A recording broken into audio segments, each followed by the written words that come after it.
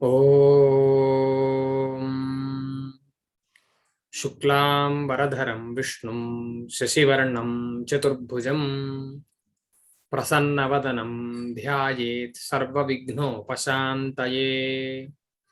అజ్ఞానతిమిరాంధస్య జ్ఞానాంజనశలాకయా చక్షురున్మీలితం యేన తస్మై శ్రీగురవే నమః. గురుర్బ్రహ్మా గురుర్విష్ణుర్గురుర్దేవో మహేశ్వరః.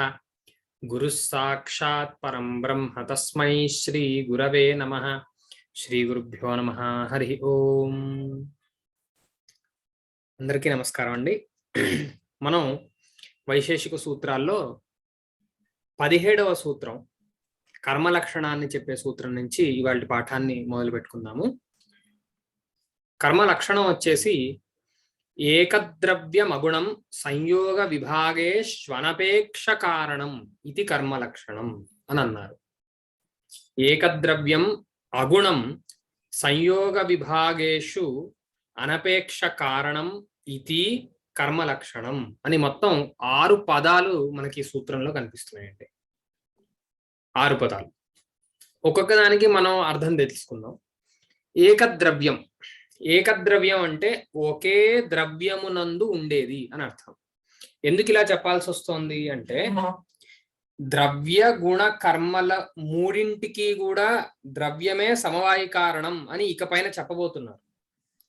అలా చెప్పేటప్పుడు ఒక ద్రవ్యంలో లేకపోతే 2 గుణాలు ఒకే ద్రవ్యంలో ఉండొచ్చు, ఒక ద్రవ్యంలో 2 గుణాలు ఉండొచ్చు. ఇలాగా రకరకాల కాంబినేషన్స్ ఉన్నాయి. ఉదాహరణకి సంయోగము అనే ఒక గుణాన్ని తీసుకున్నాం. సంయోగం, హస్తద్వయ సంయోగం అని అన్నాం అనుకోండి. ఇది ఒక గుణము. ఈ గుణము ద్వినిష్టం, ఎడం చేతిలోనూ ఉంది, కుడి చేతిలోనూ కూడా ఉంది. కాబట్టి అది ఏకద్రవ్యం కాదు గుణం. కానీ కర్మ అనేది ఏదైతే ఉంటుందో అది ఎప్పుడు ఒకే ద్రవ్యంలో ఉంటుంది. ఒక ద్రవ్యంలోనే కర్మ ఉంటుంది. కర్మ 2 ద్రవ్యాలలో, ఒకే కర్మ 2 ద్రవ్యాలలో ఉండదు అని దాని అభిప్రాయం అన్నమాట. తర్వాతది అగుణం.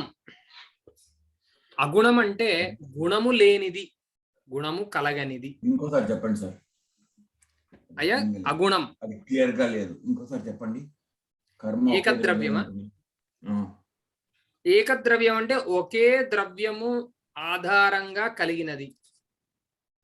గుణాన్నించి వేరు చేయడానికి. ఎందుకంటే అగుణం అంటే గుణము లేనిది అని అర్థం. గుణము లేనిది గుణము కూడా, గుణంలో కూడా గుణం లేదు. కానీ గుణము ఏకద్రవ్యం కాదు, గుణము అనేక ద్రవ్యం ఉంటుంది. ఒకే గుణము చాలా ద్రవ్యాలలో ఉండొచ్చు. ఇందాక చెప్పినట్లుగా సంఖ్య, సంయోగం ఒకటి, విభాగం ఒకటి, సంఖ్య ఒకటి, ఇలాంటివి అనేక ద్రవ్యాల్లో ఒకే గుణం ఉంటుంది.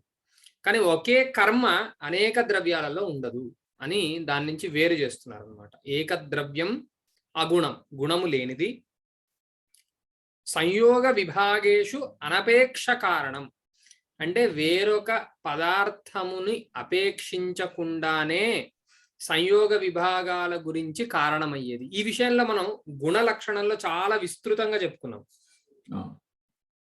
నిజానికి గుణ లక్షణంలో ఈ విశేషణం వచ్చిందే కర్మ నుంచి వేరు చేయడానికి. కర్మ ఏమైపోతుంది? కర్మ వేరే పదార్థాన్ని దేన్ని అపేక్షించకుండానే సంయోగాన్ని గురించి, విభాగాన్ని గురించి కారణం అవుతుంది. అది ఎలాగా అనేది మనం పైన చూద్దాం. ఈ రీతిగా మొత్తం స్థూలంగా ఈ సూత్రం యొక్క లక్షణం, అర్థం అది. ఇప్పుడు ఏకద్రవ్యం. ఏకం ద్రవ్యం ఆశ్రయః యస్య తత్ ఏకద్రవ్యం. బహువ్రీహి సమాసం. ఏకద్రవ్యం అంటే ఒకే ద్రవ్యము ఆశ్రయంగా కలిగినది. దేనికైతే ఒకే ద్రవ్యం ఆశ్రయంగా ఉంటుందో అని చెప్పడం వల్ల గుణాన్నించి వేరు చేస్తున్నాడు అనమాట. సంయోగాది గుణాశ్చ అనేక ఆశ్రితాః. ఎలాగైతే అనేక ద్రవ్యం, గుణము అనేది అనేక ద్రవ్యం అంటే ఏకము కాకుండా అనేకముగా. అనేకం అంటే నా ఏకం అనేకం, ఒకటి కంటే ఎక్కువ అనేకం అన్నమాట. అనేక ద్రవ్యాలని ఆశ్రయముగా కలిగినది. ఆశ్రయము అంటే అధికరణం. కలిగినవి గుణాలు, ఇది అలాంటిది కాదు. తథా కిమపి కర్మ న అనేకాశ్రితం. అంటే ఇక్కడ మనకి వ్యతిరేక ఉదాహరణ చెప్తున్నారనమాట. ఎలాగైతే గుణము అనేక ద్రవ్యాశ్రితమో అలా కర్మ కాదు అనే విషయాన్ని చెప్తున్నారు. చెప్పి ఇంకొక విశేషణాన్ని గురించి విపులంగా మనం చెప్పుకుందాం. సంయోగ విభాగేషు అనపేక్ష కారణం అని అన్నారండి. సంయోగ విభాగేషు అనపేక్ష కారణం అని అన్నారు. అంటే దానికి అర్థం ఏంటి? స్థూలంగా అర్థం ఏంటి అంటే, సంయోగాన్ని గురించి అయినా సరే, విభాగాన్ని గురించి అయినా సరే వేరొక దాని అపేక్ష లేకుండగా కారణమయ్యేది, అదే కర్మ అని అర్థం. మామూలుగా మనం చూసామనుకోండి, కర్మ, ఇప్పుడు ఈ చేతికి ఈ చెయ్యి తగలాలి, ఇది సంయోగము అనుకుంటే రెండు చేతుల్లోనూ కర్మ ఉండొచ్చు, లేకపోతే ఒక చెయ్యి స్టాటిక్ గా ఉండి ఇంకో దానిలో కర్మ ఉండొచ్చు. మనం ఈ రెండో ఉదాహరణ తీసుకున్నాం. ఈ ఎడం చెయ్యి కదలట్లేదు, కుడి చేతిలో కర్మ వల్ల వచ్చి తగులుతోంది అనుకోండి, ఇది సంయోగం. సో ఈ సంయోగానికి కారణం ఏంటి అంటే కుడి చేతిలో ఉన్న కర్మ అని చెప్పచ్చు. కొంచెం దీన్ని మనం బాగా ఇంకా అనలైజ్ చేస్తే, ఇంకా విడమర్చి చూస్తే గనక, కర్మ ఒకటి ఉంటే సరిపోతుందా, ఈ సంయోగం పుట్టడానికి ఇంకేమైనా కావాలా అని అంటే, ఒకవేళ ఇక్కడ నాకు ఎడం చెయ్యే లేకపోయి ఉంటే, నాకు కుడి చెయ్యే లేకపోయి ఉంటే, నా ఎడం చెయ్యి కుడి చెయ్యి కలిసేవే కాదు కదా. కాబట్టి ఈ కుడి చేతిలో కర్మనే కాదు నాయన, ఈ ఎడం చెయ్యి కుడి చెయ్యి అనే ద్రవ్యాలు కూడా కావాలి కదా. అంటే సమవాయి కారణం కావాలి. నెంబర్ 1 అంటే ఈ కుడి చేతిలో కర్మతో పాటుగా సమవాయి కారణం కావాలి. సంయోగానికి ఏదైతే సమవాయి కారణంగా ఉండాలో అది సమవాయి కారణం కావాలి. నెంబర్ 1.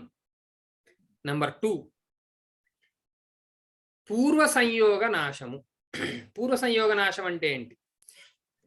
ఉదాహరణకి నా ఎడం చెయ్యి ఇక్కడ ఉంది, కుడి చెయ్యి ఇక్కడ ఉంది. ఇక్కడి నుంచి నా కర్మ మొదలు పెట్టాలి. ఇక్కడ ఏదైతే సంయోగం, దేంతో సంయోగం ఉంది? ఇక్కడున్న ఆకాశంతో ఈ చేతికి సంయోగం ఉంది. అంటే నా కుడి చెయ్యి ఎక్కడైతే మొదలవుతోందో, కుడి చెయ్యి యొక్క ప్రయాణం ఎక్కడైతే మొదలవుతోందో అక్కడ ఉన్న ఆకాశంతో ఈ చేతికి ఒక సంయోగం ఉంది. ఈ సంయోగం నశించకుండా ఇక్కడ వరకు రాలేదు అది. కాబట్టి ఆ ప్రదేశంతో ఆ చేతికున్న సంయోగము నశించకుండా కర్మ వలన ఇంకొక సంయోగం పుట్టదు. కాబట్టి కర్మతో పాటుగా పూర్వదేశ సంయోగ నాశము కావాలి,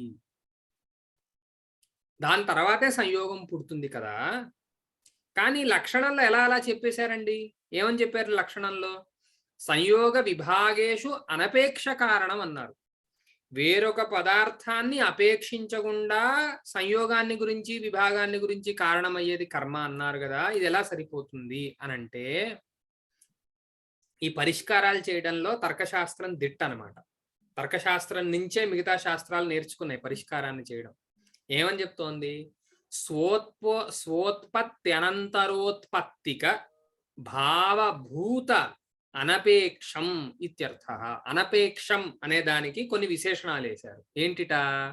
స్వోత్పత్త్యనంతరోత్పత్తిక, స్వ అనే దాంతో కర్మని తీసుకోవాలి. స్వ ఉత్పత్త్యనంతరోత్పత్తిక, తాను పుట్టిన తరువాత పుట్టుక కలిగిన అని దానికి అర్థం. ఉదాహరణకి ఈ కాలదండాన్ని మనం తీసుకుందాం. ఇది ఒక కాలదండంగా మీరు స్వీకరించింది, టైం లైన్ కాలదండము. ఈ కాలదండంలో 3వ క్షణంలో కర్మ పుడుతోంది అనుకోండి, 4వ క్షణం, 5వ క్షణం, 6వ క్షణంలో సంయోగం పుడుతోంది అని అనుకోండి. ఊరికే భావించండి. భావిస్తే గనక స్వ ఉత్పత్తి అనంతరం అంటే 3వ క్షణం కంటే తరువాత పుట్టేటటువంటి భావ పదార్థము, అభావం కాదు భావము, భావ పదార్థాన్ని అపేక్షించకుండా, అంటే తన పుట్టుక తరువాత పుట్టినటువంటి భావ పదార్థాన్ని అపేక్షించకుండా సంయోగాన్ని పుట్టింపజేసేది కర్మ అని అర్థం. ఇదంతా సరిపోతోంది. ఎలా సరిపోతుందో చూద్దాం. మనం ఏమనుకున్నాం ఇందాక? సంయోగం పుట్టాలంటే కర్మతో పాటు సమవాయి కారణాలు, సంయోగానికి సమవాయి కారణమైనటువంటి చేతులు కూడా కావాలి అనుకున్నాం. చేతులే లేకపోతే చేతులు రెండు కలవడం అనేది ఎలా కుదురుతుంది అని అనుకున్నాం ఇందాక. ఈ రెండు చేతులు ఈ కుడి చేతిలో కర్మ పుట్టేదానికంటే ముందరే ఉన్నాయి. కాబట్టి తాను పుట్టిన తరువాత పుట్టుక కలిగిన భావ పదార్థం అంటే చెయ్యి రాదు అక్కడికి. ఎందుకంటే తాను పుట్టింది 3వ క్షణంలోనైతే దానికంటే ముందరే, చాలా క్షణాల ముందరే ఈ రెండు చేతులు కూడా పుట్టేశాయి. కాబట్టి తాను పుట్టిన తర్వాత పుట్టేటటువంటి భావ పదార్థం అది కాదు. నెంబర్ 1. రెండవది, దీనిలో భావ అనే దాన్ని వేశారండి. భావ అనే విశేషణాన్ని వేశారు. భావ అనే విశేషణాన్ని వేయడం వల్ల అభావాన్ని తీసుకోవడానికి లేదు. యద్యపి 3వ క్షణంలో కర్మ పుట్టిన తర్వాత కూడా ఒక అభావం ఏదైనా పుట్టచ్చు. పూర్వదేశ సంయోగ నాశం ఇంకోటి పుట్టచ్చు. ఇప్పుడు ఉదాహరణకి కర్మ అనేది ఇక్కడ పుట్టిందండి. ఇది పుట్టిన తర్వాత ఇలా నడుస్తూ ఉన్నప్పుడు పూర్వదేశాలతో చాలా సంయోగ నాశాలు పుడుతూనే ఉన్నాయి. ఇది వెళ్ళి కుడి చెయ్యి వెళ్ళి ఎడం చేత్తో కలిసే లోపల చాలా పూర్వ సంయోగ నాశాలు జరుగుతూ ఉన్నాయి. ఇవన్నీ కర్మ పుట్టిన తర్వాతే పుట్టాయి, కానీ అవి భావ పదార్థాలు కాదు, అవి అభావ పదార్థాలు.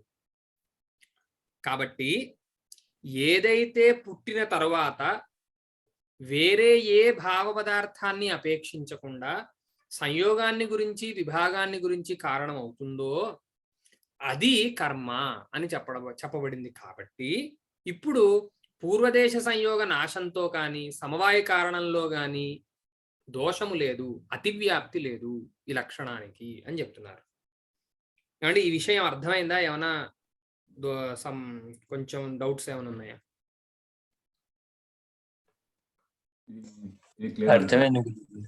అర్థమైందా? ఓకే, కొంచెం ముందరికెళ్దాం. ఈ విషయాన్నే మనకి భాషలో కర్మ అనే విషయానికి ఇంత సూక్ష్మంగా చూడాల్సిన అవసరం ఎక్కడ ఉంటుందండి? సరే, ఇంత సూక్ష్మంగా చూడకపోయి ఉండుంటే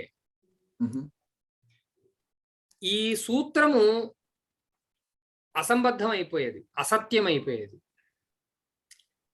భాష్యకారులు కానీ లేకపోతే దాని తర్వాత వచ్చే దార్శనికులు కానీ ఆ దర్శనం మొదలుపెట్టినటువంటి ఋషి ప్రోక్తమైనటువంటి సూత్రాలన్నీ యథాతథము, యథార్థమైనవి అని నిరూపించడానికి చాలా శ్రమ చేస్తూ ఉంటారు. ఒకవేళ ఇంత వివరణ ఇవ్వకపోయి ఉంటే సంయోగ విభాగే శ్వనపేక్ష కారణం అనే ఉండుంటే అదేంటండి రెండు చేతులు కలవాలంటే చేతులు ఉండాలి కదా అని సహజమైన ప్రశ్న కలగచ్చు. అప్పుడు ఏమైంది? సంయోగ విభాగేషు అపేక్ష కారణమైంది కదా కర్మ. ఇతర అనపేక్ష కారణం వల్ల ఇతర సాపేక్ష కారణమైంది. ఇతర సాపేక్ష కారణమైతే గుణము అంటే ఇందాక గుణాల్లో అతివ్యాప్తి వారించడానికి ఈ దళాన్ని వేశారు. గుణలక్షణం మనం ఒకసారి మళ్ళా పరికిస్తే తెలుస్తుంది ఆ విషయం. ఈ ఫలానా మాట ఏదైతే ఉందో ఇది అసత్యం అయిపోవాల్సి వస్తుంది, కానీ అది ఇష్టం లేదు మనకి. అందుకని ఇంత వివరణ ఇచ్చారు. నెంబర్ 1. నెంబర్ 2, మనకి శిష్యులకి ఎలా ఆలోచించాలి అనే విషయాన్ని కూడా కొంచెం నేర్పించినట్టయింది దీనిలో. సో నాలాంటి వాడికి ఇలాంటి చిత్రాలు వేయాలి అనే ఊహ ఈ భాష్యం చదవడం వల్లే కలిగిందిగా. ఇలాంటి చిత్రమే మన మనసులో కూడా మనం వేసుకోవడానికి ఈ భాష్యమే కారణమైంది. నెంబర్ 3 ఏంటంటే ఈ పరిష్కార పద్ధతి ఏదైతే ఉందో ఇదే పరిష్కార పద్ధతిని మీరు వేరే చోట కూడా ఉపయోగించుకోవచ్చు. ఆయుర్వేదంలో ఉపయోగించుకోవచ్చు, వేదాంతంలో ఉపయోగించుకోవచ్చు, రకరకాల చోట్ల ఉపయోగించుకోవచ్చు. సో ఇవన్నీ మనకు తెలియడానికి భాష్యంలో వివరంగా ఈ విషయాలన్నీ చెప్పారన్నమాట. సో ఇప్పుడు ఒక చిన్న ఎగ్జాంపుల్ తీసుకున్నామండి. ఒక వృక్షం ఉంది, అందులో ఒక పర్ణం ఉంది, పర్ణం కింద పడుతుంది. పూర్వదేశ సంయోగ నాశ పర్ణం వృక్షం నుండి విడిపోయినప్పుడు కలుగుతుంది. కింద పడుతున్నది గురుత్వం కర్మ, కరెక్టా? గురుత్వం కర్మ కాదు. గురుత్వం అనేది గుణము, అది పర్ణంలో ఉంది. పర్ణంలో గురుత్వం ఉంది కాబట్టి పర్ణం కింద పడుతోంది. మన అండర్స్టాండింగ్ అది. ఓకే. సో పర్ణంలో గురుత్వం ఉండడం వల్ల దానిలో వేగము అనేది పుట్టింది. ఆ వేగము అనే దాని వల్ల పర్ణంలో క్రియ అనేది మొదలైంది అనమాట.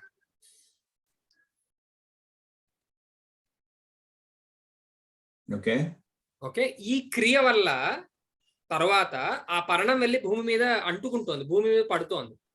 అంటే భూమి పత్ర సంయోగం జరగబోతోంది.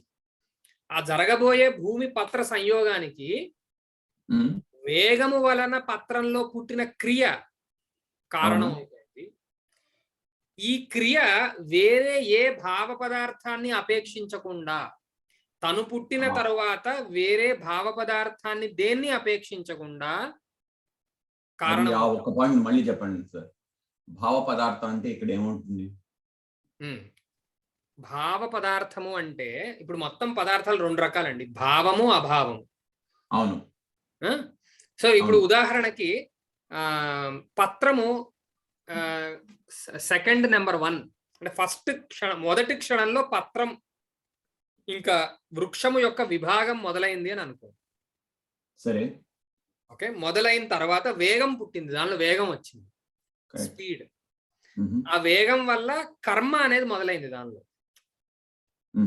ఓకే, ఆ క్షణాన్ని మీరు కౌంట్ చేసుకుంటే అప్పటి నుంచి ఆ పత్రం వచ్చి భూమి మీద పడేంత వరకు 10 క్షణాలు పట్టింది అనుకోండి, 10 సెకండ్స్. ఓకే, 10th సెకండ్ లో పుట్టేటటువంటి భూమి పత్ర సంయోగానికి ఫస్ట్ సెకండ్ లో ఉన్నటువంటి కర్మ కారణము అని చెప్తున్నాం. అవును. ఓకే, ఈ ఫస్ట్ క్షణంలో ఉన్నటువంటి పర్ణంలో ఉండే కర్మ తరువాత second, third, fourth, fifth, sixth, 7th, 8th, 9th, 10th ఈ అన్ని క్షణాల్లో కూడా వేరే భావ పదార్థాన్ని దేన్ని అది అపేక్షించదు. It don't need any other భావ పదార్థ టు జనరేట్ ది సంయోగ బిట్వీన్ ది భూతల అండ్ ది పత్ర. కరెక్ట్. ఇది ఈ లక్షణంలో మనం చెప్తాం. ఇలా నేను చెప్పకపోతే ఏమవుతుంది అంటే, ఈ పత్రము ఆ చెట్టు నుండి కింద పడే సమయంలో చాలా సంయోగ నాశాలు కావాలి. ఉదాహరణకి పత్రంలో క్రియ వచ్చింది, కానీ ఏదో ఒకటి దాన్ని పట్టేసుకుంది అనుకోండి. ఫర్ ఎగ్జాంపుల్, పత్రం పడుతోంది, పడుతూ ఉండగానే ఏదో దాన్ని ఇలా పట్టేసుకుంది. ఇలా పట్టేసుకుంటే కనుక ఈ పత్రం వెళ్ళి భూమి మీద పడదు, భూతల పత్ర సంయోగం పుట్టదు. కరెక్ట్. సో ఈ పూర్వదేశ సంయోగం నశిస్తూ ఉంటేనే అది కిందకి వెళ్తుంది. ఇలా ఊహించండి, పత్రం వృక్షం నుంచి విడిపోయింది, అంచెలంచెలుగా అక్కడక్కడ తగులుతూ కిందకు వస్తుంది అనుకో. అలా అనుకుంటున్నప్పుడు పూర్వదేశ సంయోగ నాశము కూడా ఈ సంయోగానికి కారణం అవుతోంది. పూర్వదేశ సంయోగ నాశము లేకపోతే పైనున్న పత్రం కింద వరకు రాదు. కరెక్ట్. సో ఆ నాశము అనే అభావము కారణం అవుతుంది. అందుకనే ఈ అభావం కూడా ఎలాంటిది, మొదటి క్షణంలో పుట్టినటువంటి క్రియ కంటే తర్వాత క్షణాల్లోనే పుడుతోంది. పూర్వదేశ సంయోగ నాశము స్వోత్పత్తి అనంతరోత్పత్తికమే అవుతుంది, తాను పుట్టిన తర్వాత పుట్టుక కలిగినదే అవుతోంది. ఓకే, అందుకని ఏం చేశారు ఈయన, దీనిలో భావ అని ఒకటి వేశారు. భావ అనే విశేషణం వేయడం వల్ల అభావం నుంచి వ్యావృత్తి జరిగింది.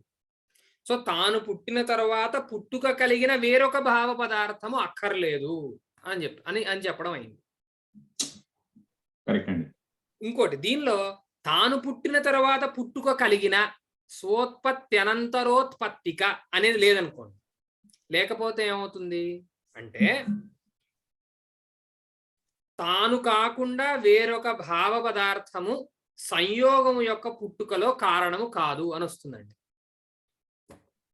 ఇట్ డజంట్ నీడ్ అనదర్ భావ పదార్థ టు క్రియేట్ సంయోగ అని వస్తుంది. అలా వచ్చినట్లయితే మళ్ళీ ఈ మాట తప్పు మాట అవుతుంది. ఎందుకు అంటే, కర్మ కాకుండా చేతులు కూడా కావాలి. ఈ 2 చేతులు కలయిక, హస్తద్వయ సంయోగ, ఈ సంయోగాన్ని గురించి చేతులు కూడా కావాలి. ఈ చేతులు భావ పదార్థాలే. తాను కాకుండా, కర్మ కాకుండా వేరొక భావ పదార్థం అంటే సమవాయ కారణమైనటువంటి చేతులు, హస్తములు. మీరు చెప్పిన ఉదాహరణలో పత్రము, భూతలము ఇవి భావ పదార్థాలే. తాను కాకుండా వేరొక భావ పదార్థం కూడా కావాల్సి వస్తోంది. అందుకని ఏం చేశారు, ఇలాంటి సమవాయ కారణాలైన భావ పదార్థాలని వారించడానికి సోత్పత్తి అనంతరోత్పత్తిక అనే మాటను వేశారు. తాను పుట్టిన తరువాత పుట్టుక కలిగినది అని చెప్పడం వల్ల ఈ సమవాయ కారణాలు కర్మ పుట్టడానికంటే ముందరే ఉన్నాయి. ఎందుకు? ఇవి కర్మకి సమవాయ కారణాలు కదా. కారణం ఎప్పుడు ముందే ఉంటుంది, కార్యము తర్వాత పుడుతుంది, కారణం ముందరే ఉంటుంది. కాబట్టి ఈ న్యాయం వలన ఇవి కూడా వారింపబడ్డాయి. ఇది వారింపబడడం వల్ల ఆ డెఫినిషన్ ఏదైతే ఉందో అది కరెక్ట్ గా వచ్చిందనమాట. కరెక్ట్ అండి. తేన సమవాయి కారణాపేక్షాయాం పూర్వ సంయోగాభావాపేక్షాయాంచ న అసిద్ధత్వం అని అన్నారు.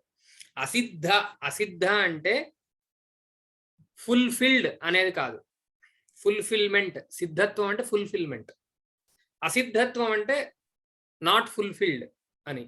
నా అసిద్ధత్వం అంటే రెండు నకారాలు ఉన్నాయి అక్కడ, కాబట్టి ఇది సిద్ధం అయిపోతుంది. ఈ పరిష్కారం అనేది ఫుల్ఫిల్డ్ అవుతుంది, ఇది మంచి పరిష్కారం అవుతుంది అని చెప్తున్నారు. ఇది ఎందుకు వేశాను? తేన అనే ఈ తృతీయ విభక్తితో ఏం చెప్తున్నారంటే అందువలన, కారణార్థంలో చెప్తున్నారనమాట. అందువలన అంటే స్వోత్పత్తి అనంతరోత్పత్తిక అనే ఒకటి, భావ అనే రెండు, ఈ రెండు వేయడం వలన ఈ రెండు చోట్ల సమవాయ కారణాపేక్షాయాం పూర్వ సంయోగాభావాపేక్షాయాంచ న అసిద్ధత్వం అనేది చెప్తున్నారు మనకి భాష్యంలో. గురువు గారు ఒక్క సందేహం గురువు గారు, ఇప్పుడు కర్మకి పూర్వదేశ సంయోగం ఎలా కావాలో పూర్వదేశ సంయోగ భావం నాశం ఎలా కావాలో ఉత్తరదేశ సంయోగం కూడా అలాగే కావాలి కదా? అక్కర్లేదు, అది భావపద అక్కర్లేదు.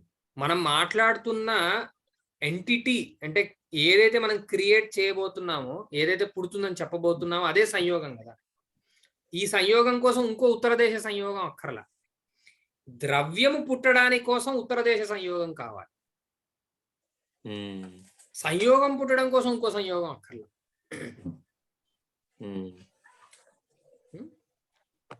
అయ్యా కొంచెం ముందరికి వెళ్దాం చంద్రమౌళి గారు. 18వ సూత్రం, ద్రవ్యగుణ కర్మణాం ద్రవ్యం కారణం సామాన్యం. ఈ వైశేషిక సూత్రంలో స్టైలే ఎలా ఉంటుందంటే సాధర్మ్య వైధర్మ్యాభ్యాం తత్వజ్ఞానాన్ని నిశ్రేయసాధిగమః అన్నారు కదా. సో సాధర్మ్యము వైధర్మ్యము చెప్తూనే ఉంటారు, ఎప్పుడు చెప్తూనే ఉంటారు, దాని ద్వారానే దాని తత్వాన్ని తెలియజేస్తూ ఉంటారు. కాబట్టి ద్రవ్యము గుణము కర్మ ఈ మూడింటి యొక్క సాధర్మ్యం ఏంటో చెప్పబోతున్నారు అన్నమాట. అది కూడా ఎలా చెప్పబోతున్నారు? ఇదానీం కారణముఖేన త్రయాణమేవ సాధర్మ్య ప్రకరణం ఆరభతే అని అన్నారు. త్రయాణమేవ ద్రవ్యగుణ కర్మణమేవ అని అర్థం. మూడింటికి కూడా ఎలాగట? కారణముఖేన, వాటికి ఏమి కారణం అవుతుందో కారణాన్ని చూపిస్తూ అని అర్థం. కారణాన్ని చూపిస్తూ ఇప్పుడు సాధర్మ్యాన్ని చెప్తున్నారు. ద్రవ్యగుణ కర్మణం, ద్రవ్యం, కారణం, సామాన్యం అని 4 పదాలు ఉన్నాయి దీనిలో. ద్రవ్యానికి, గుణానికి, కర్మకి ఈ మూడింటికి కూడా ద్రవ్యమే కారణమవుతుంది.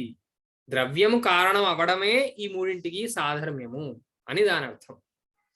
దీన్ని ఒకసారి మనం సరిగ్గా అర్థం చేసుకోవాలి అని అంటే 9 రకాల ద్రవ్యాలకి, 24 రకాలైనటువంటి గుణాలకి, 5 రకాలైనటువంటి కర్మలకి, వీటన్నింటికి కూడా ద్రవ్యమే సమవాయి కారణం అవుతుంది అని అర్థం. సో ద్రవ్యం ఎన్ని రకాలు? 9 రకాలు. అంటే ఈ అన్ని 9 రకాలు అన్నింటికి ఎప్పుడు సమవాయ కారణం అవుతుందా? లేదు. యోగ్యమైన ద్రవ్యము యోగ్యమైనటువంటి ద్రవ్యాలకి సమవాయ కారణం అవ్వచ్చు. ఉదాహరణకి ఈ ద్రవ్యం అనే దాంతో నేను జలాన్ని తీసుకొని ఇక్కడ పృథివీ సమవాయ కారణం అవుతుందా అని అనుకుంటే అవ్వదు అని చెప్పాలి. జలము అనే ద్రవ్యానికి జలమే సమవాయ కారణం అవుతుంది. ఏమండి? అలాగా కొన్నింటికి కొన్నే ద్రవ్యాలు సమవాయ కారణం అవుతుంది. అంటే ద్రవ్యానికి ద్రవ్యం సమవాయ కారణం అవ్వడం అంటే ఏంటి అంటే అవయవి భావము కలుగుట. అవయవము అయిన ద్రవ్యానికి అవయవి, క్షమితం నేను ఉల్టా చెప్తున్నా, అవయవి అయిన ద్రవ్యానికి అవయవము అయ్యే ద్రవ్యము సమవాయ కారణం. ఉదాహరణకి ఒక కుండకి, కుండ ఒక ద్రవ్యము, ఈ కుండ అనే ద్రవ్యానికి కుండలో ఉండే భాగాలు సమవాయ కారణం అవుతాయి. కుండ పార్థివ ద్రవ్యము, దాని అవయవాలు కూడా పార్థివములే, కాబట్టి పార్థివ ద్రవ్యానికి పార్థివ ద్రవ్యమే సమవాయ కారణం అవుతుంది. గుణాల దగ్గరకు వచ్చేసరికి కొన్నింటికి కొన్ని, ఉదాహరణకి రుచి అంటే రసహ. ఈ రసహ అనేది వాయువులో లేదు, కాబట్టి రసానికి వాయువు సమవాయ కారణం ఎందుకు అవ్వట్లేదు అని మనం అడగకూడదు. అదేంటంటే యోగ్యతను బట్టి అవి అవుతాయి. ఈ సూత్రం యొక్క అర్థాన్ని మనం అలా చేసుకోవాలి. ఏకస్మిన్నేవ ద్రవ్యే సమవాయ కారణే ద్రవ్యగుణ కర్మాణి వర్తంతే ఇత్యర్థః. ద్రవ్య సమవాయి కారణక వృత్తి జాతిమత్వం త్రయాణం సాధర్మ్యం అని అన్నారు. ఇలా రెండు భాగాలు ఉన్నాయి. ఒకే ద్రవ్యంలో అంటే ఒకే రకమైన ద్రవ్యంలో అని అర్థం. ఒక ద్రవ్యంలో సమవాయి కారణే ద్రవ్యగుణ కర్మాణి వర్తంతే. ద్రవ్యములు ఉన్నాయి, గుణములు ఉన్నాయి, కర్మలు ఉన్నాయి. ఎలాగా? నేను ఒక చిన్న ఉదాహరణ చెప్తాను. ఈ ద్రవ్యం అనే దాంతో మనం ఒక కుండని తీసుకుంటే గనక కుండకి సమవాయ కారణం వచ్చేసి కుండలో ఉండే అవయవాలు. ఏమండి, ఈ అవయవాలలో కొన్ని గుణాలు ఉన్నాయి. ఈ అవయవం కూడా బ్రౌన్ కలర్ లో ఉండొచ్చు, షార్ప్ గా ఉండొచ్చు, ఇలా రకరకాల గుణాలు ఉంటాయి. ఆ గుణాలన్నింటికీ కూడా అవే అవయవాలు కారణాలు. అలానే ఆ అవయవాలు కదులుతాయి కూడా, కాబట్టి దానిలో కర్మ కూడా ఉంది. కాబట్టి ఒకే ద్రవ్యంలో ఒకే ద్రవ్యము ద్రవ్యానికి, గుణానికి, కర్మకి మూడింటికి కూడా సమవాయ కారణం అవ్వచ్చు. కానీ అది సందర్భానురోధేన మనం దాన్ని మార్చుకుంటూ ఉండాలి, దాన్ని సరిగ్గా మనం అన్వయం చేసుకుంటూ ఉండాలి. దీనికి ఏం చెప్పారంటే ద్రవ్య సమవాయి కారణక వృత్తి జాతిమత్వం అనే ఒక పరిష్కారం చేశారు. ఈ పరిష్కారం ఎందుకు చేశారు అంటే కొన్ని చోట్ల ఇది సమన్వయం కాదు కాబట్టి ఈ పరిష్కారం చేశారు. పరిష్కారం దగ్గరికి నేను ఇప్పుడు వెళ్ళను, ఎందుకంటే ఇవాళ ఒక పరిష్కారం అయిపోయింది కాబట్టి ఎక్కువ పరిష్కారాల దగ్గరికి వెళ్లకుండా కొంచెం ముందరికి తథా గుణాః అని అన్నారు. తథా గుణాః అంటే ముందర ఏం చెప్పారు మనం కరెక్ట్ గా ఆలోచించుకోవాలి. ముందర ఏం చెప్పారు? ద్రవ్యగుణ కర్మణం ద్రవ్యం కారణం సామాన్యం అని అన్నారు. అంటే ద్రవ్యము కారణమవుతోంది అని చెప్తున్నారు. ఎలాగైతే ద్రవ్యం కారణమవుతుందో తథా గుణ, అలానే గుణం కూడా కారణం అవుతుంది అంటున్నారు. ద్రవ్యముకు మళ్ళీ గుణములు కూడా ద్రవ్యగుణ కర్మలకు కారణములు అగును. కానీ ఒక భేదం ఉంది ఇక్కడ. ఇది గుణము అనేది అసమవాయి కారణం అవుతుంది, ద్రవ్యం అనేది సమవాయి కారణం అవుతుంది, గుణం అనేది అసమవాయి కారణం అవుతుంది. ఈ రెండింటికి తేడా ఏంటి అది మనం ప్రధానంగా తెలుసుకోవాలి. ఒక చిన్న ఉదాహరణ తీసుకొని నేను మీకు చూపిస్తానండి. ఇప్పుడు ఇది ఒక ఉదాహరణ. ఇక్కడ ఈయన కుండ తయారు చేస్తున్నాడు అని మనం ఊహిద్దాం. ఇది నిజమైన కుండో కాదో తర్వాత మాట, కానీ కుండ లాంటిది. అది కూడా ఒక కుండ తయారు చేస్తున్నాడు అనుకుంటే ఈ ఎండ్ ప్రొడక్ట్ కుండ లాంటిది ఇక్కడ ఉంది. సెరామిక్ బౌల్స్ అవి ఒక రకమైన మట్టితోనే తయారు చేస్తారు. సో ఈ కుండ లాంటిది ఇక్కడ మనకి కార్యము. దీనికి సమవాయ కారణం వచ్చేసి ఈ మట్టి ముద్ద. ఈ మట్టి ముద్దలు ఏవైతే ఉన్నాయో ఇవన్నీ కూడా దీనికి సమవాయ కారణం. ఈ మట్టి ముద్దల యొక్క కలయిక, ఒక విలక్షణమైన కలయిక, ఒక సరైన పొందిక, ఇవన్నీ కలిస్తేనే కదా అదొక కుండలాగా తయారయ్యేది. కాబట్టి ఈ కలయిక, ఈ సంయోగం ఏదైతే ఉందో అది అసమవాయి కారణం. కాబట్టి సమవాయి కారణం అంటే మెటీరియల్ కాజ్ అని మనం తీసుకోవచ్చు. ఈ మెటీరియల్స్ మధ్యలో ఉండే ఒక సంబంధమే మన అసమవాయి కారణం. ఇక్కడ ఈ రీతిగా ఏ ద్రవ్యము పుట్టాలన్నా కూడా మనకు ఒక అసమవాయి కారణం కావాలి. ఆ రీతిగానే గుణానికి కూడా ఒక అసమవాయి కారణం కావాలి. ఎలాగా అంటే జాగ్రత్తగా మనం గమనిద్దాం. ఇప్పుడు మామిడి పండు కార్యం బాగుంది. మామిడి పండులో రూపము, రసము, గంధము, స్పర్శ ఇవి ఉంటాయి. ఇది కూడా మనందరికీ తెలిసిందే. ఇప్పుడు ఈ మామిడి పండుకి ఈ రూపము, ఈ రసము, ఈ గంధము, ఈ స్పర్శ కలగడానికి కారణం ఏంటి అని ఆలోచిస్తే ఈ మామిడి పండు యొక్క అవయవాలు ఏవైతున్నాయో, భాగాలు ఏవైతున్నాయో వాటి యొక్క రూపరసగంధ స్పర్శలు కారణం అని మనం చెప్పచ్చు. అంటే ఒక అవయవిలో ఉండే గుణాలను గురించి, అవయవి అంటే హోల్ ఎంటిటీ అని అర్థం, అవయవము అంటే పార్ట్ అని అర్థం. సో హోల్ ఎంటిటీలో ఉండే గుణాలను గురించి, పార్ట్స్ లో ఉండే గుణాలు కారణాలు అవుతాయి. అవి ఎలాంటి కారణాలు అవుతాయి అంటే అసమవాయ కారణాలు అవుతాయి. ఈ రీతిగా రకరకాలైనటువంటి గుణాలను గురించి కూడా అసమవాయ కారణాలు ఉన్నాయి, ద్రవ్యాలను గురించి కూడా అసమవాయ కారణాలు ఉన్నాయి, అలానే కర్మలను గురించి కూడా అసమవాయ కారణాలు ఉంటాయి. ఇదే విషయాన్ని తెలియజేయడానికి తథా గుణ అని మనకి సూత్రం మొదలైంది. ఇది 19వ సూత్రం. గుణ అసమవాయి కారణక వృత్తి జాతిమత్వం త్రితయ సాధర్మ్యం అని అంటున్నారు. గుణము అసమవాయి కారణంగా కలుగుట, గుణమే అసమవాయి కారణంగా కలుగుట అనేది ద్రవ్యము, గుణము, కర్మ ఈ మూడింటికి కూడా సాధర్మ్యము అని దాని అర్థం. దీనికి ఉదాహరణగా ద్రవ్యాణం సంయోగ అసమవాయి కారణం. ద్రవ్యాణం అంటే ద్రవ్యోత్పత్తే. ఏదైనా ఒక ద్రవ్యము పుట్టాలి అంటే అవశ్యంగా మనకు కావాల్సింది ఒక సంయోగం. ద్రవ్యం పుడుతోందంటే సంయోగం ఉండి తీరాల్సిందే. కాబట్టి ద్రవ్యము యొక్క ఉత్పత్తి కోసం సంయోగం అసమవాయి కారణం అవుతుంది. రెండవది కార్యగుణానాం రూప రసగంధ స్పర్శ సంఖ్యా పరిమాణ పృథక్వాదీనాం సజాతీయ కారణగుణ అసమవాయి కారణకత్వం అని రెండవది చెప్పారు. ఇందాక నేను చెప్పాను చూడండి, ఒక పండు తీసుకొని పండులో ఉండే రూపరసగంధ స్పర్శలను గురించి ఏంటి కారణము అంటే ఆ పండు యొక్క సమవాయి కారణమైనటువంటి భాగాలలో ఉండే రూపరసగంధ స్పర్శలే దానికి కారణం. మూడవది బుద్ధ్యాదీనాం ఆత్మగుణానాం మనస్సంయోగ సమవాయి కారణం. అంటే ఏం చెప్పొచ్చారు ఇక్కడ? ఈ మూడు స్థలాలలో కూడా ఒక గుణమే అసమవాయి కారణం అవుతుంది. కాబట్టి ద్రవ్యాన్ని గురించైనా, గుణాన్ని గురించైనా, కర్మని గురించైనా గుణము అసమవాయి కారణం అవుతుంది అనే విషయాన్ని మనకి ఇక్కడ చెప్తున్నారు. సో దీనిలో ఏ ఏ గుణాలు అసమవాయి కారణాలు అవుతాయి అంటే ఇక్కడ చూపించిన గుణాలన్నీ కూడా అసమవాయి కారణాలు. కానీ ఇప్పుడు చూడండి, గురుత్వ, ద్రవత్వ, స్నేహ, శబ్ద ఇత్యాదులు మీకు అసమవాయి కారణం అవ్వకపోవచ్చు. కాబట్టి గుణములు 9 ద్రవ్యాలను గురించి అసమవాయి కారణం అవ్వచ్చు, 24 గుణాలను గురించి, గుణాలలో కొన్నింటి గురించి. అన్ని గుణాలు పుట్టే గుణాలు కాదు, కొన్నే దీనిలో పుట్టే గుణాలు ఉంటాయి. గుణాలు 2 రకాలండి, నిత్య గుణాలు, అనిత్య గుణాలు. నిత్య గుణాలు అంటే ఏంటంటే పరమాణువుల్లో ఉండేటటువంటి గుణాలు నిత్య గుణాలు. పరమాణువుల్లో పాకము వలన పుట్టనటువంటివి, పాకము కారణముగా కలగనటువంటి గుణాలు కొన్ని ఉంటాయి. పాకం వల్ల పుట్టేదానికి పాకమే అసమవాయి కారణం, కానీ మిగతా గుణాలు ఉంటాయి, అవన్నీ నిత్య గుణాలు. ఆ నిత్య గుణాలని మనం ఎక్స్క్లూడ్ చేయాలి. కాబట్టి సాధారణంగా ద్రవ్యాల గురించి, గుణాల గురించి, కర్మల గురించి కూడా మనకి గుణము అనేది అసమవాయి కారణం అవుతుంది. నెంబర్ 1.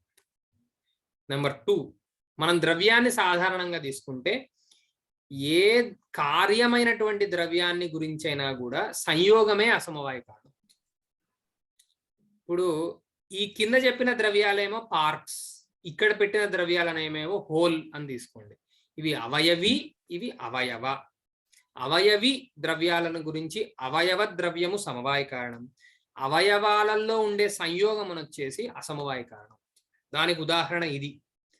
కుండలు అనేది హోల్, దాని మట్టి వచ్చేసి పార్ట్. ఈ పార్ట్స్ యొక్క సంయోగం ఏదైతుందో అది అసమవాయి కారణం. తర్వాత సజాతీయ కారణ గుణ అసమవాయి కారణకత్వం అనేది ఇదొక చాలా ప్రసిద్ధమైన మాట. మనకి సాంఖ్యాది దర్శనాల్లో కూడా ఇది కనిపిస్తుంది. కారణ గుణ ప్రక్రమన్యాయ అని అంటారు. ప్రకృతి, ఈ జగత్తంతా కూడా ప్రకృతి నుంచి పుట్టింది అంటారు సాంఖ్యులు. ప్రకృతినేమో మనం సాక్షాత్తుగా చూడలేం, కారణాన్ని సాక్షాత్తుగా ఈ కంటితో తెలుసుకోలేం. మరి ఎలా నేను ప్రకృతి ఉందని ఎలా నమ్మాలి అంటే కారణగుణ ప్రక్రమన్యాయేన, కారణం ఉంటేనే కార్యం ఉంటుంది. ఈ జగత్ అనే కార్యము నీకు కనిపిస్తోంది కాబట్టి దానికి కారణం కూడా ఉంటుంది అనే రీతిగా అక్కడ వాళ్ళు అనుమానం చేయమంటారు. ఇక్కడ మనం తీసుకోవాల్సింది ఏంటంటే ఈ అవయవిలో ఉండే రూపరసగంధాది గుణాలను గురించి అవయవాలలో ఉండే రూపరసగంధాలు అసమవాయి కారణాలు అవుతాయి అనే విషయాన్ని మనం ఇక్కడ స్వీకరించాలి. అలానే బుద్ధ్యాదీనాం ఆత్మగుణానాం మనస్సంయోగ అసమవాయ కారణం. బుద్ధి, ఇచ్ఛా, ద్వేష, ప్రయత్న, ధర్మాధర్మ సంస్కారాః, ఇవి ఈ అష్టగుణాలు ఏవైతున్నాయో ఇవి ఆత్మలో ఉండే గుణాలు. వీటిలలో కార్యములైనటువంటి గుణాలను గురించి ఆత్మ మనస్సంయోగము కారణము అని చెప్తారు. ఎందుకు? బుద్ధి ఎక్కడైతే పుడుతోందో ఆత్మలో అక్కడే ఆత్మ మనస్సంయోగము ఉంటోంది. ఈ ఆత్మ మనస్సంయోగం లేకపోతే అక్కడ బుద్ధి పుట్టదు అని అర్థం. ఈ విషయాన్ని మనం మునుపు కూడా ఒకసారి చదువుకున్నాం. ఆత్మ మనసా సంయుజ్యతే మన ఇంద్రియేణ ఇంద్రియమర్థేన తతః ప్రత్యక్షం అని అన్నాం. కాబట్టి ఈ రీతిగా ఆత్మ మనస్సంయోగం అనేది ఎలాంటి బుద్ధిని గురించి కూడా అసమవాయ కారణం అవుతుంది. ఈ రీతిగా మనకి తథా గుణాః అనే విషయాన్ని చెప్పి మనకి గుణముల యొక్క వైశిష్ట్యాన్ని చాలా వరకు చెప్పారు. ఇవాళ పాఠాన్ని నేను ఇక్కడతో ఆపుదాం అనుకుంటున్నానండి. పైన మనం ఈ 20వ సూత్రం నుంచి మొదలుపెట్టి చదువుకున్నాం. ఇంకా చాలా విషయాలు ఉన్నాయి పైన. ఇంతటితో మంగళాచరణ చేసి ఆపుకుందాము.